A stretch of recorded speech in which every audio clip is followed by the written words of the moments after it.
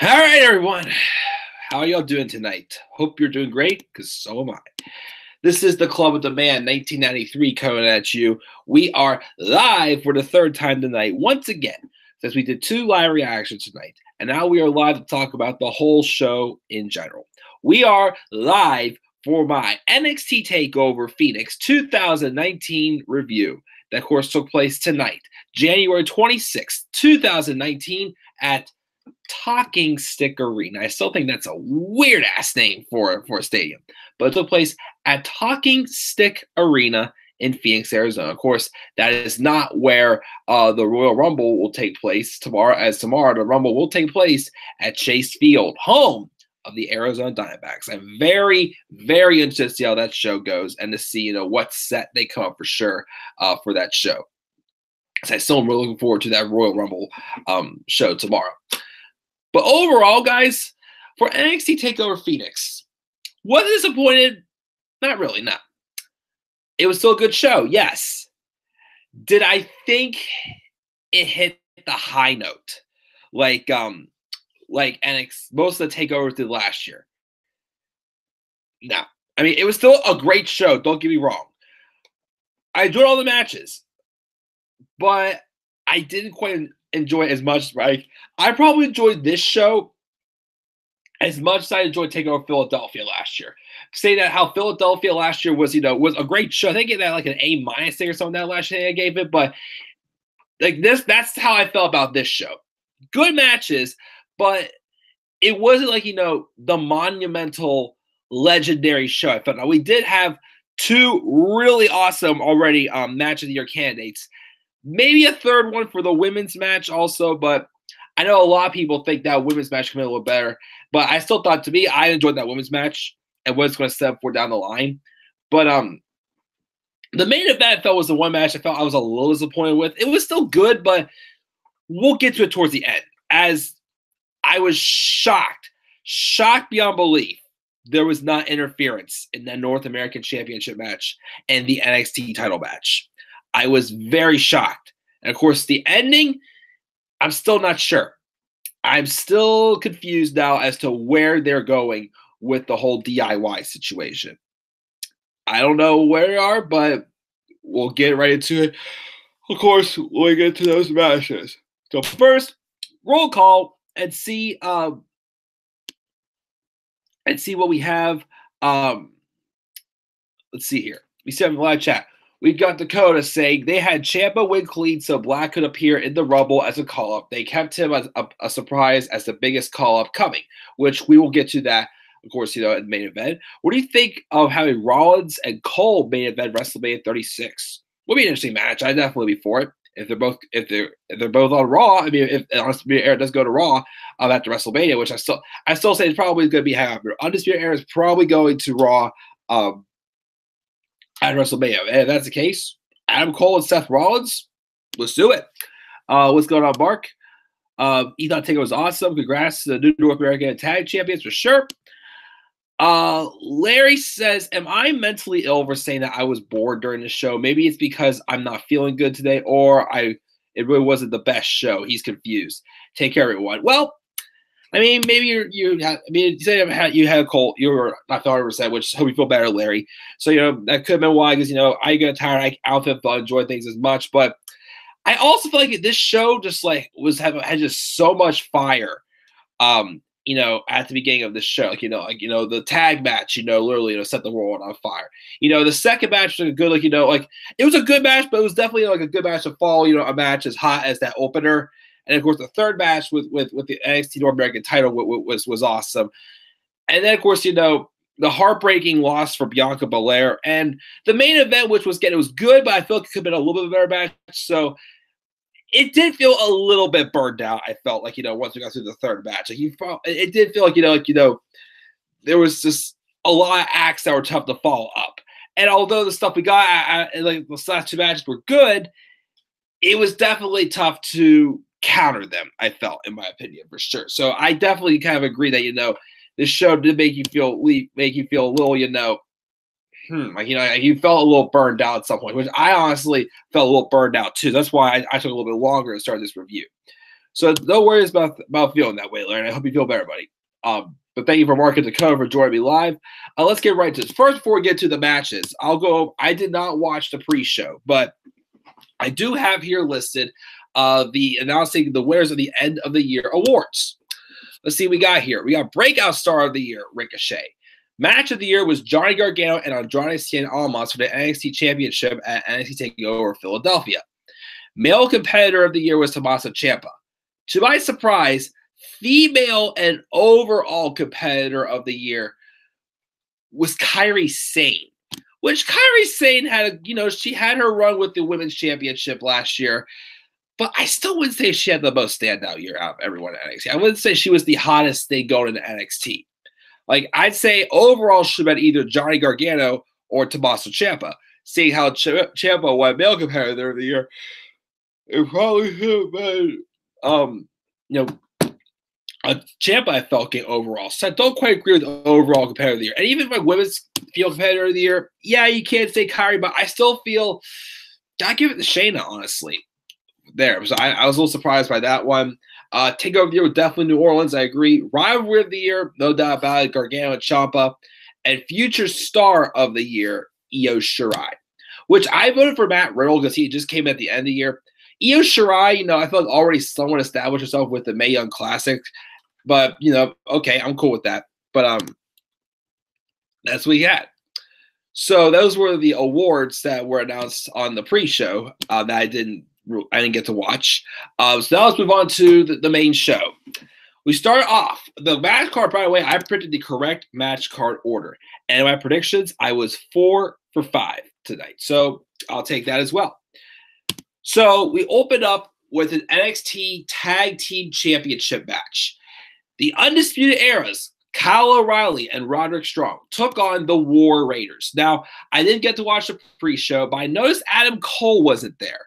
He came out, Bobby Fish came out with Strong and O'Reilly, and then let them go. And him and Cole did not come out for any interference also. So I was a little surprised. I don't know, maybe because he was off, doing stuff for this whole Worlds Collide thing or something that they were doing. I'm not sure. So I'm not sure why Adam Cole wasn't there, but they came out. And then, actually, before they came out, we only had really one. Well, Aleister Black kind of did, but we had one very special entrance happen tonight, and that was the War Raiders having Viking style, coming out with the shields and the swords and whatnot, looking like legitimate Vikings, coming out looking like this dominating big time monsters that you can get behind and really are representing war pretty much. So I gotta put over their entrance as that entrance for sure. Where the War Raiders was pure badass for sure. And the match itself, I loved it. It might be my early tag team match of the year. Even the NXT UK tag title match was awesome as well, but this match also was freaking awesome. Of course, again, the man, in my opinion, who stole this match was Hanson. I saw, maybe a Killian Dane out of him in this match, just the agility with him with the cartwheels, doing that, I know he missed it, but he did that big, flip outside the ring, then also, and even towards the end of the match where he did that double, that did that moonsault to take out both Strong and O'Reilly, he did. This man is so freaking agile. Yes, Rose awesome too, but Hanson, no doubt about it, is the strongest one. You see this match, maybe you want to see a match with him and Dave Mastiff from NXT UK. I feel like those two are going to put on one hell of a match for sure. But what I like about this match also is, yes, the War Raiders taking on a team of two giants. They're obviously huge threats to their tag titles. Now, this on the main roster, they be booking the Undisputed Era like big-time cowards, afraid to fight these guys. But here, as soon as the match starts, Undisputed Era went after the War Raiders, and they treated them like they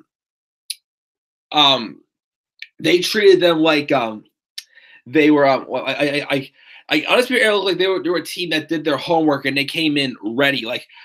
I could say almost all the matches we had tonight, didn't start off a little skipping around the ring and whatnot. No, they went right in and went right for it. Like every match that to me felt like a fight, literally. And Undisputed Era, they came in and they just did everything that they could to try to take out these two. But they looked at their best, which is what made War Raiders look even stronger. Also,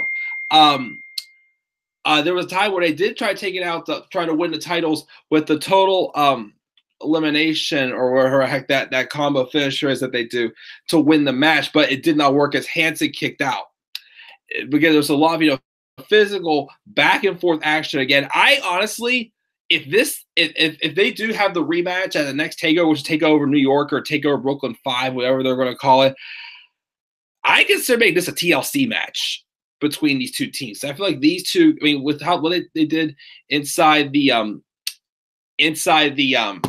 what's it called now? War Games. What if these two teams want to put on a TLC match? I think that would be freaking awesome for sure. I mean, unfortunately, it's on the Friday of Wrestling Week, so I won't be able to see it live. But I like to see it. But then the War Raiders though do pull off the victory as they win the titles. I believe I think they pinned Strong, I believe it is. But again, like Undisputed Era by dropping the tag titles, honestly, like will probably look one of the strongest in a loss that they had ever looked. I felt, in my opinion, like they literally came out of the way that they came prepared for this match. They didn't have to be cowards win this match. They literally, were trying to overpower these guys the whole match, and it was to me a fun opening match and definitely an early tag team match of the year candidate for me. And the War Raiders won, as we probably expected. It was time for the Undisputed Era to pass on the tag titles to the next ready team, which for sure was Hanson and Rowe. I'm not sure who's going to really take the titles off the next. Maybe Street Profits or Forgotten Sons, maybe. I don't know about that.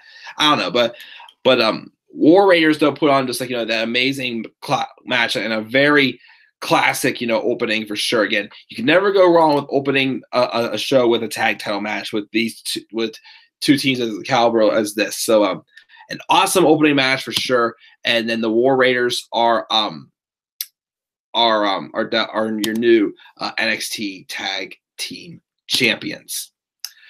The second match of the evening we got was Matt Riddle taking on Cassius Ohno. Not a bad match. Hard hitting. It was physical. Obviously, Matt Riddle was trying to get his revenge on Cassius Ohno for the beatdown that he gave him after their second match, and for how he beat his friend Keith Lee also a couple weeks ago on NXT as well. It was hard hitting. Of course, there was just some. I think Matt Riddle did get busted open here, but you're bringing out the more MMA style that Riddle has as well. There was a part of me for a while, because my pick to win this match was Matt Riddle, but there was a part of me for the time being that thought maybe they were going to give this to Ohno, because with this new this new character, just frustrated character, more aggressive, whatnot that Ohno has presented. I thought since Riddle's beaten him twice already, what if they give him Ohno the win here, which I couldn't see it happening. And towards the end of the match, I started getting that feeling that Ohno was going to pull out the stop and win this match. But that was not the case, as Matt Riddle took to another level, and he started just, elbowing the crap out of Cassius Ohno from behind. Like, he didn't get him in the bro mission or whatnot, but he was elbowing him like crazy from behind that Cassius Ohno tapped out. So Cassius Ohno pretty much tapped out after just getting the crap beat out of him from behind for a good minute or so, I'd say. So Matt Riddle does win the match. Again, I was just surprised because now it's you think about it, Ohno, was trying to surpass these shiny new toys and whatnot and give him some credibility to move forward. Well, now he lost again. I mean, yes, he had that vicious beatdown on Riddle. He had that win on over Keith Lee. I mean, he is, as a single star, 0-5 now, I believe it is. Let me think here. He was at last TakeOver. He lost in TakeOver. Lost TakeOver Philadelphia. Now this, I can't remember whatever. I mean, he was in the tag match against Sandy. So I think Sandy won that match. So maybe I might be missing one. I can't remember off the top of my head which other show Ohno was in. But I wonder what's going to happen with Cassius Ohno now. He lost the Riddle, got to come up. It's like, is he going to the main roster, or is he saying anything? I don't know, what's happening with Ohno now. So we'll wait to see what happens. But Matt Riddle gets the win once again. He remains undefeated in NXT. As I keep saying, I'm sure by the end of the year, Matt Riddle will be wrestling for the NXT Championship, I got to say. Maybe he'll go after the North American title next based off of what we got in our third match, but we'll get to that in just a second. Live chat. The Warriors entrance was definitely awesome, and Mark can't wait for tomorrow as well. Neither can I, man. I'm glad you agree about the Warriors entrance being awesome. But let's move on now to this match. My pick for match of the night, for sure. Seeing which I need to pull up my Twitter poll here. 1 second here, guys. Because I have 2 polls definitely to talk about whenever we get here. Where are we at? Here we go. Okay. But let's move on now to this second match. This third match, I'm sorry. The NXT North American Championship match. Ricochet and Johnny Gargano. Now, there was something we did not get out of this match and the main event. But that's all kind of take away from the fact that this match was, and I call it, in my opinion, the match of the night. The story here, of course, again, Johnny Gargano, wanted to challenge Ricochet for the NXT North American Championship, even though Tommaso Ciampa kind of pitched the idea to him, as he's been, obviously, just like, being the puppet master and pulling at Johnny Gargano's strings. And it's showing because Gargano is slowly embracing more and more of that dark side. So this match was basically, Ricochet giving a guy who he admitted he has had respect for, Johnny Gargano, his opportunity. But of course, Gargano, as he's saying, has been showing his true colors anymore these days, it feels like. He's instead of facing like a man, he super kicked him from behind, and then it was also raised from there, and then he's just obviously showing different. So there was a point during this match where you hear Ricochet, who had outsmarted Gargano several times with the Hurricanranas, looking like he was going to take that Ricochet. Ricochet just got up like those Hurricanranas, and Johnny was just shocked. Ricochet puts his hand out as a sign of respect for Gargano, like not too long after the match began, and he says, "What Johnny are we going to get tonight?" And I was wondering that too. We're going to get Johnny wrestling, or are we going to get Johnny Takeover, or are we going to get Johnny Badass? I think we got the middle of Johnny Takeover and Johnny Badass. Because, Johnny again was pulling out all the stops again on Ricochet, hitting him with his best stuff. Again, Ricochet was doing his normal stuff. And my favorite part of this match for sure was when Johnny was outside the ring and Ricochet ran from one end of the ring to the other and dove over the ring post into, a 450 or whatnot. Like he did like a forward moonsault or something like that. Just over that post, just jumping so high in the air. I was in shock. To Gargano then hitting then Ricochet kicking out of the slingshot DDT like he did, and even I think Gargano did kick out of a 630 splash or whatnot. Moments like that, just so many moments again where it just looked like that. Ricochet was like not being affected much at all by what Gargano was throwing him. And Gargano was throwing his best shots at him for sure. But then the turning point came when Johnny Gargano pulled a Tommaso Ciampa and exposed the concrete floor. And you can see the fire in his eyes when Johnny started realizing he's got to, play a little more dirty pretty much than he normally does to win a match. He goes to hit a draping DDT on Ricochet, but then he resists. He stops, and he goes back in and starts being himself again. But then, of course, towards the end of the match, Johnny Gargano, once again, feels like he needs to. I think because Ricochet missed his slingshot spear, whatever the heck it is. So then he reverts back to that exposed concrete and he hits like a back suplex on Ricochet. Obviously, Gargano took a little bit of a bump in that as well, affecting him a little bit. But he threw him back in the ring. He set him up, and before he set him up, you just hear Johnny Gargano growling, "I win, I win, I win," growling that to Ricochet. He hits the second slingshot DDT, and Johnny Gargano, clean, despite the fact that he used a concrete floor, though, beats Ricochet and is the new NXT North American champion. Now, I was super surprised that we did not see any outside interference from Tommaso Ciampa. So I kept thinking to myself, Johnny's got to be showing up in that main event sometime. It's got to happen. Don't know how, but it will happen. Like, I thought whenever after Ricochet kicked out of that second, that first slingshot DDT, I thought Tony was coming out. There was also a spot I forgot to mention also where it looked like Johnny Gargano was going to get he was going to get suplexed off of the top rope, but he escaped through the legs of Ricochet, and Ricochet fell off the ropes and he smacked his face right into the post, which looked very vicious as well. But again, that spot where Ricochet dived over top of that corner ring post, I just popped. I mean, you probably saw it in my live reaction. You saw, but I popped. That was just like, holy shit! Like it was. This guy can literally do anything you can't even imagine him doing. But I had to give that my match of the night for sure. And of course, Johnny Gargano is now your new NXT North American champion. Where will this lead to next? I really have no clue at all. But we'll get to that in a little bit. But that, of course, was that match. Let's see here. We got the Elite Alex show is up saying, he said Chris Benoit. Okay.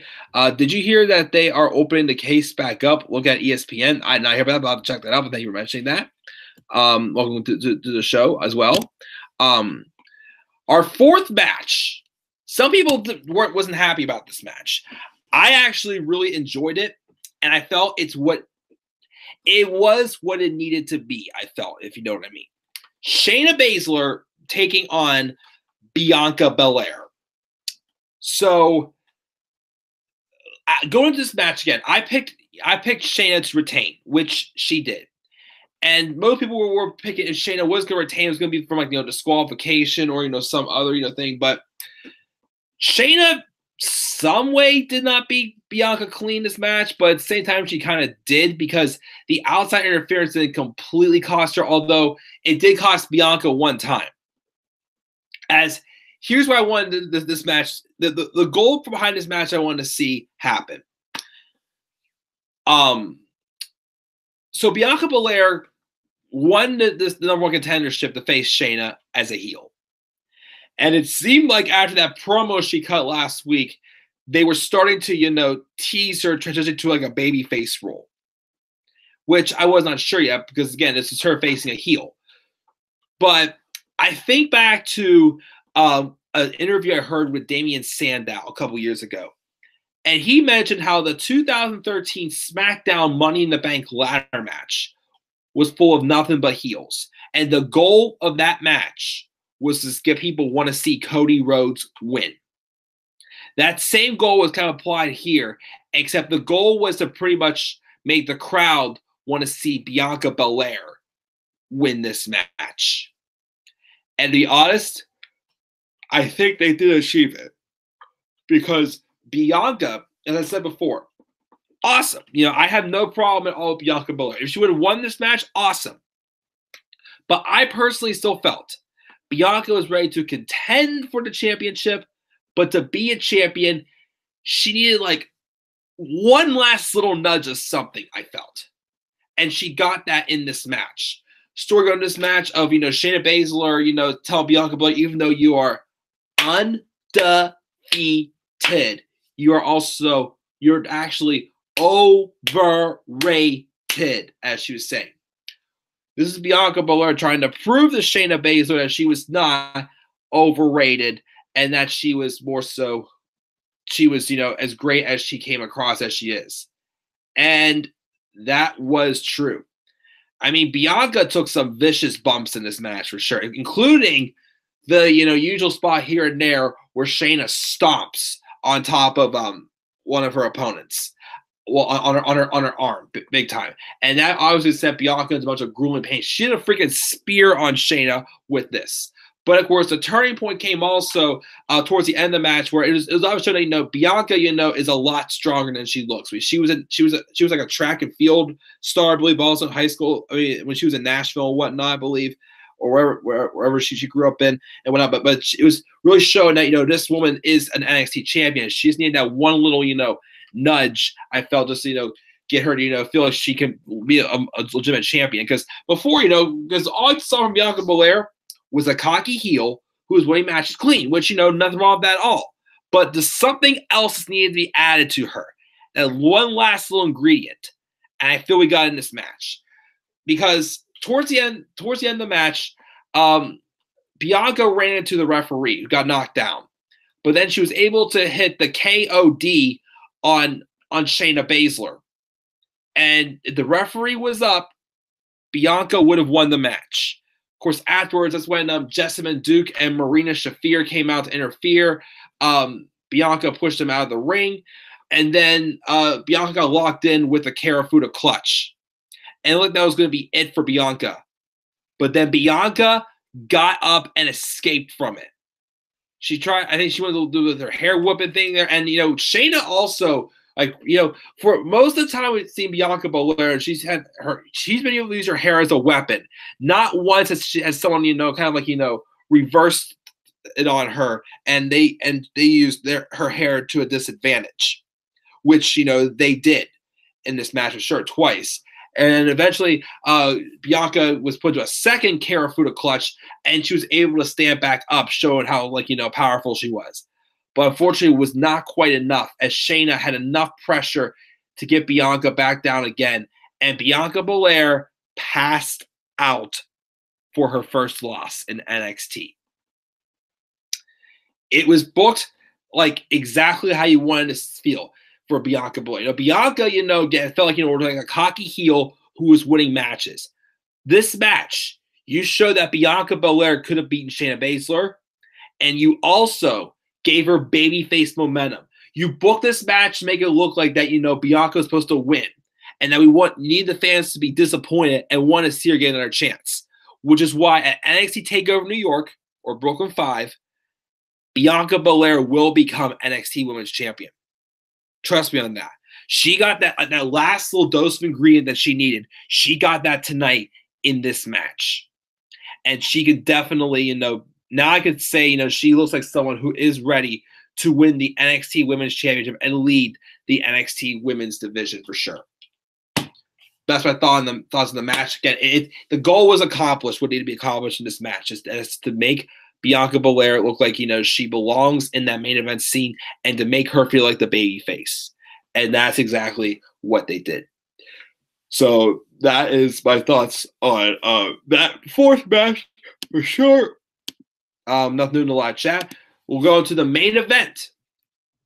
Tommaso Ciampa versus Aleister Black. My two favorite theme songs going at each other in the ring for the NXT champion. This is, of course, the first time these two have collided one-on-one ever since Tommaso Ciampa beat Aleister Black back in July for the NXT championship. And that shocking turn of events for sure that happened.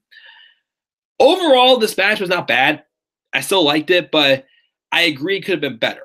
Of course, again, the crowd, was already burned out. And again, they had like two classics already happen from the tag title match and the match with Ricochet and Gargano. So this match, was good, but the crowd, I'm sure some of us also felt a little bit burned out when it came to this match. But the positives about this match, though, there was a point at the beginning of the match where Tommaso Ciampa, first off, the match started off with them, just going at each other, like, giving it that fight feel. There was, I think, Aleister Black went for some type of move on Ciampa outside the ring, but unfortunately he missed. and he tweaked his knee. And for most of the rest of this match, Tommaso Ciampa targeted this thing where he was stomping on it, or wrapping it around ring posts, or putting it in the Boston Crabs and whatnot. He just did everything he can to keep Tommaso. I mean, to take out the leg of Aleister Black, since that is his hard hitting. That's one of his strengths. His hard hitting kicks. Oh gosh, what else happened here? I know there was my favorite spot of the match though was where he took Aleister Black and smashed his knees into the announce table, and that bad knee went in first. He was sitting on the ground, grieving in pain. So Ciampa mocks Black, sits on top of the sits on the announce table, and just mocks away Black, sits and meditates, and he goes like this, my usual favorite way. And Robbie, if you're watching this, do it with me, but. He got all excited as usual, and I was, of course, I cracked up, watched it in the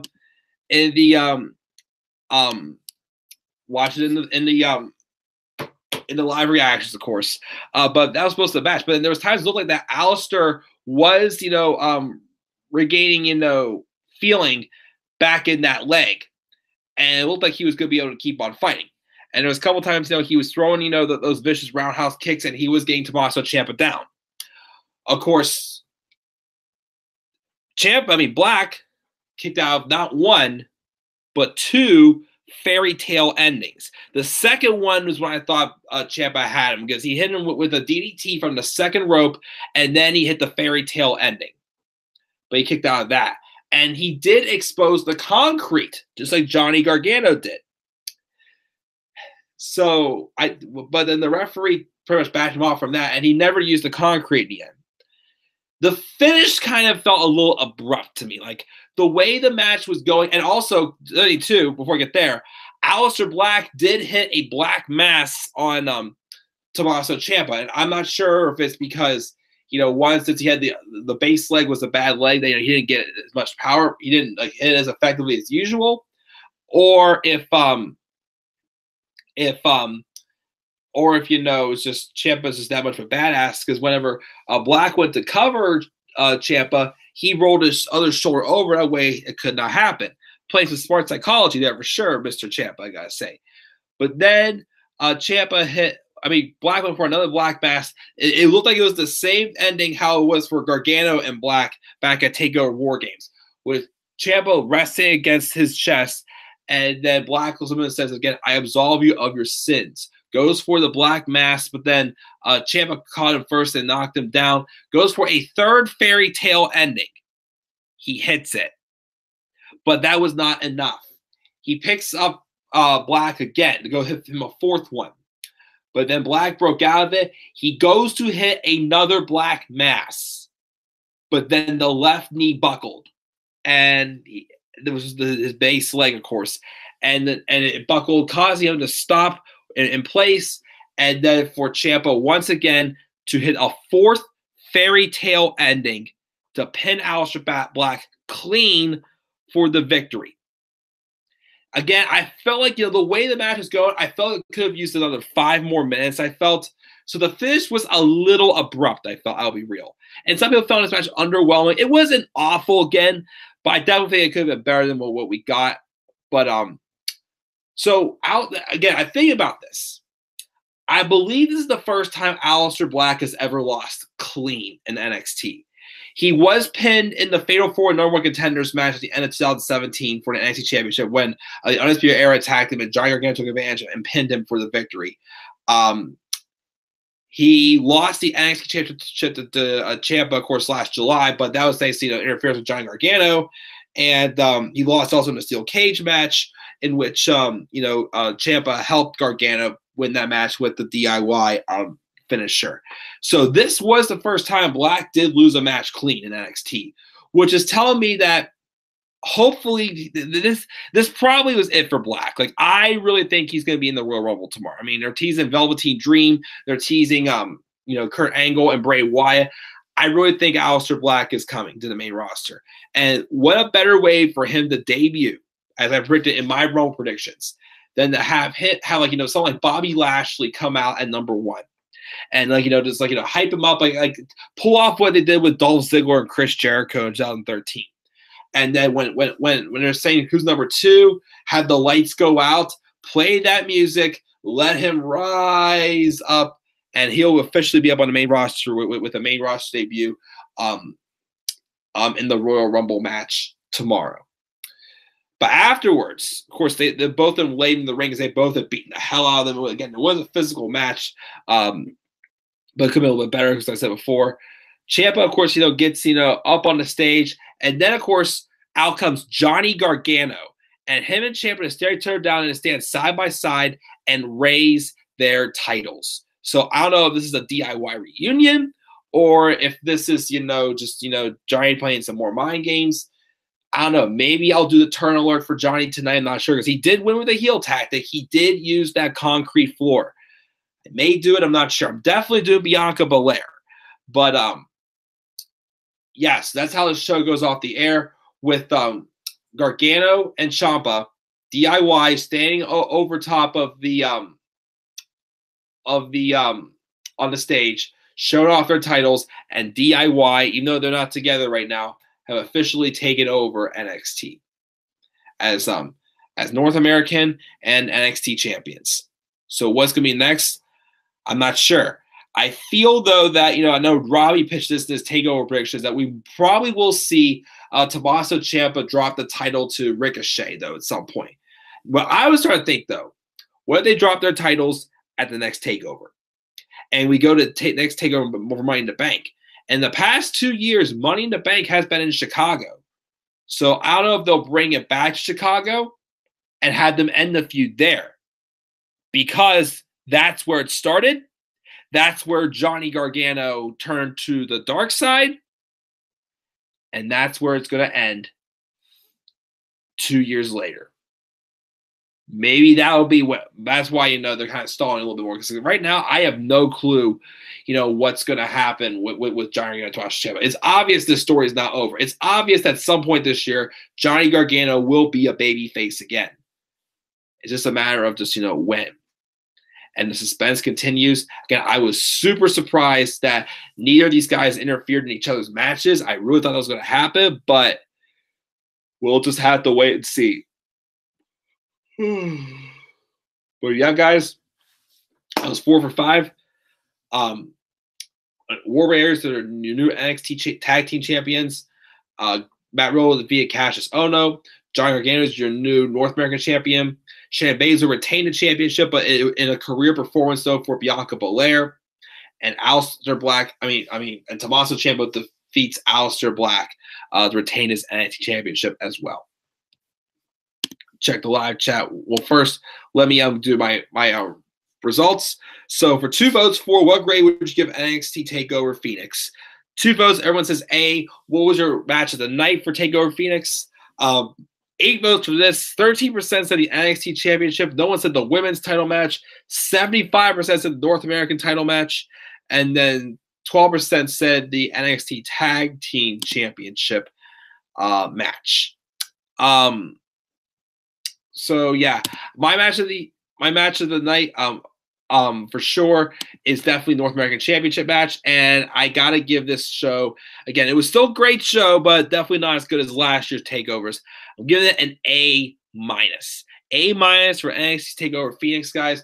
What are your thoughts on NXT TakeOver Phoenix? Leave your thoughts down in the comment section below. And be sure to click my like and subscribe for more content on my channel. Follow me on Twitter at DemandAirmoney3. So again, tomorrow, I'm watching the Royal Rumble from Daniel Guys' house. If you want to see any live reactions involving me, tune into his channel for sure. I believe he's definitely doing live reactions, I think, for both Rumbles and I think the Universal title match. So if you want to see any live reactions from me, tune in his channel to watch those. And then I will do my Royal Rumble review when I get home tomorrow. So guys, the hype for Rumble is great. Hopefully it's as good as it is. As it can be, for sure. Hopefully, WWE does not screw up. But we'll see what happens tomorrow. As at Chase Field in Phoenix, Arizona, we'll be seeing the 2019 Royal Rumble pay-per-view. So, guys, I'll see you guys tomorrow. Have a great rest of your night. There may be a few video game Let's Plays uploaded, before the Rumble pay-per-view tomorrow.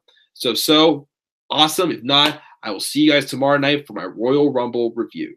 So until then, guys, have a great rest of your night, and peace out, everybody.